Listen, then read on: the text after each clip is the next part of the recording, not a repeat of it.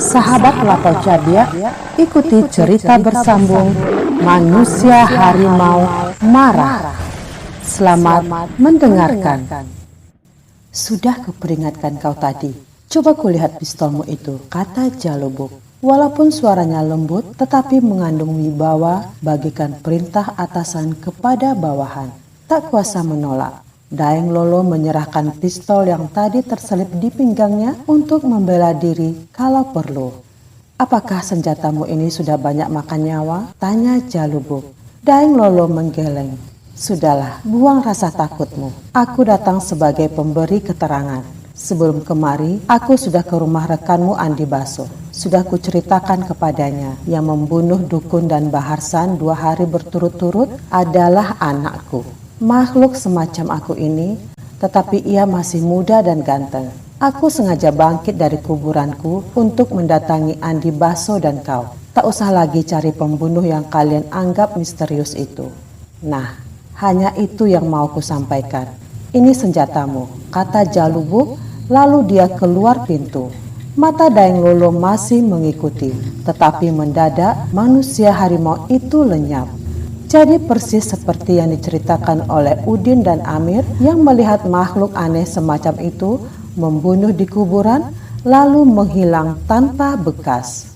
Berbeda dengan Andi Baso, perwira yang lebih tinggi ini sampai keesokan paginya tak dapat tidur. Rupa Jalubuk terus membayang. Ia pun heran ada makhluk semacam ini di dunia. Semula ia menyangka bahwa kisah-kisah tentang manusia ular atau harimau jadi-jadian hanya hayalan belaka. Kini ia telah melihat dengan matanya sendiri.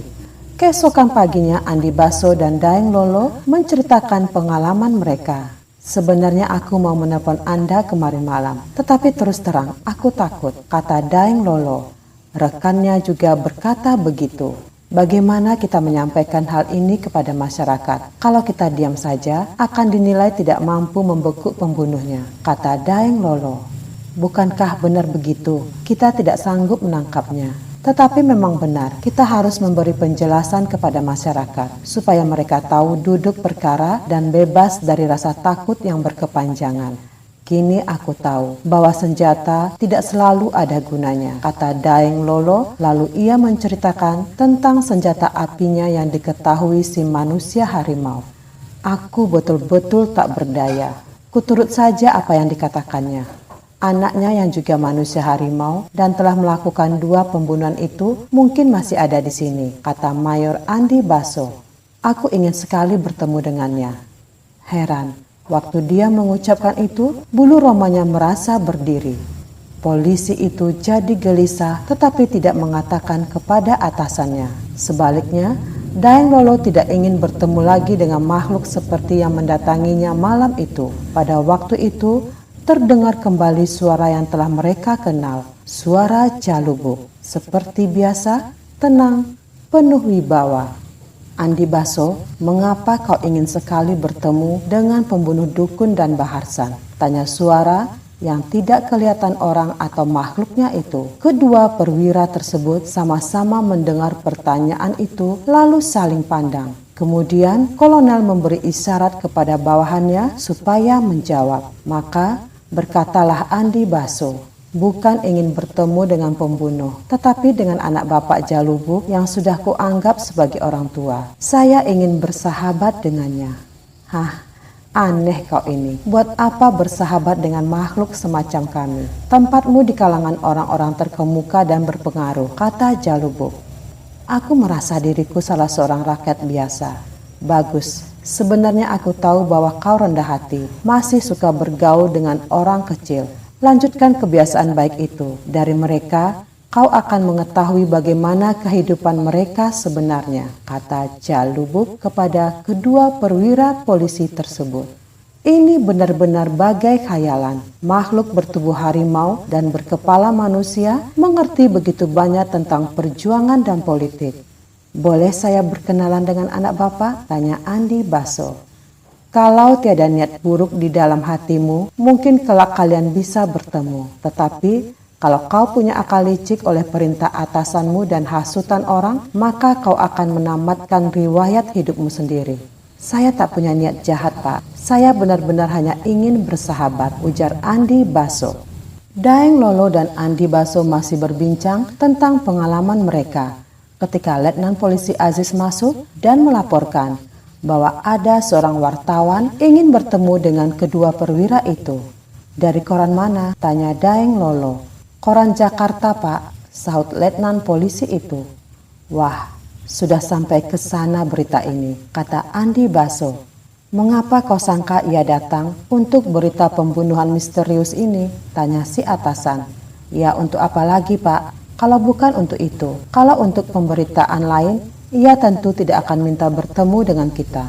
Kolonel Daeng Lolo bertanya kepada si Letnan, apakah wartawan itu datang langsung dari Jakarta atau pembantu sebuah koran di Jakarta yang berkedudukan di kota itu. Dia dari Jakarta, Pak. Dia katakan padamu mau berbicara tentang apa? Katanya orang di Jakarta, terutama yang asal Sulawesi Selatan, amat gempar oleh kedua pembunuhan aneh ini. Ia ingin berita dari tangan pertama untuk korannya. Wartawan ibu kota itu kemudian dipersilahkan masuk. Ia memberi hormat lalu menyalami kedua perwira polisi itu. Orangnya masih muda, periang, kelihatan cerdas tetapi juga serius dalam menjalankan tugas. Ia menyatakan terima kasih atas kesediaan kedua penegak hukum itu menerima dia. Ditanyakannya, apakah di sana selalu terjadi peristiwa-peristiwa aneh semacam itu? Wah, jarang sekali. Selama kami bertugas di sini, baru sekali inilah, jawab Kolonel Daeng Lolo. Kedua perwira itu bersama-sama memberi keterangan atau menceritakan apa yang mereka tahu, saling mengisi atau mengoreksi. Sudah adakah tanda-tanda yang membawa bapak-bapak ke arah si pembunuh? Tanya wartawan yang simpatik itu. Tiap kasus harus dapat dipecahkan. Kalau tidak, wibawa polisi akan menurun di mata masyarakat. Alhamdulillah, kata wartawan yang tadi memperkenalkan diri dengan nama Herman. Hanya itu, Daeng dan Andi saling pandang dan bertanya, mengapa ia menjawab begitu? Saya bersyukur kepada Allah, karena bapak berdua merupakan perwira-perwira yang menghargai dan menjunjung tinggi tugas yang dibebankan atas bahu bapak-bapak. Sebuah kalimat yang cukup jelas maknanya juga bagi kolonel dan mayor polisi itu. Apakah di Jakarta pernah terjadi pembunuhan misterius seperti ini? Tanya Andi Baso. Wartawan itu tidak menunggu lagi untuk menjawab bahwa Jakarta dan Surabaya juga pernah mengalami. Diketahui bahwa yang membunuh adalah semacam makhluk yang dinamakan manusia harimau. Karena badannya harimau dan kepalanya kepala manusia. Adakah di antaranya polisi yang dijadikan korban? Tanya Kolonel Daeng Lolo. Ada, yaitu polisi yang menyakiti dia. Dia siapa? Manusia harimau itu, Pak, jawab Herman. Bagaimana mungkin? Apakah manusia harimau itu tertangkap? Dia ditangkap ketika ia merupakan manusia biasa, seperti kita ini, atas tuduhan yang tidak benar. Dia disiksa karena itu ia dendam. Dia kembali tanpa dilihat oleh sekian banyak polisi yang bertugas malam itu. Yang didatangi hanya orang-orang yang menyiksa dia. Pembalasannya mengerikan. Apakah betul ada manusia harimaunya? Tanya Andi Baso memancing. Bukan hanya ada dalam cerita, mereka benar-benar ada, yang anak, yang ayah, dan yang kakek. Bapak-bapak tidak percaya? Belum pernah melihat, kata Daeng Lolo. Bapak juga belum, tanya Herman kepada si mayor polisi. Ia tidak menjawab. Herman bertanya, apakah pertanyaan saya menyinggung Bapak? Wartawan Herman tidak meneruskan pertanyaan. Ia mengatakan bahwa sebelum menghadap kedua perwira itu, ia telah membuat potret kuburan tempat terjadinya peristiwa, termasuk atau terutama kuburan Farida, karena di situ terjadinya pembunuhan kedua, juga tempat dibunuhnya dukun Daeng Guru. Kata beberapa orang yang tahu, ketika masih hidup, Farida pernah dilamar oleh Baharsan, korban kedua si manusia harimau. Ada lagi yang mengatakan bahwa dukun Daeng Guru itu yang membuat Farida jadi gila kemudian mati, pancing Herman. Ya, memang ada yang mengatakan begitu, tetapi kita tidak bisa membuktikan bahwa dukun itu yang menganiaya Farida.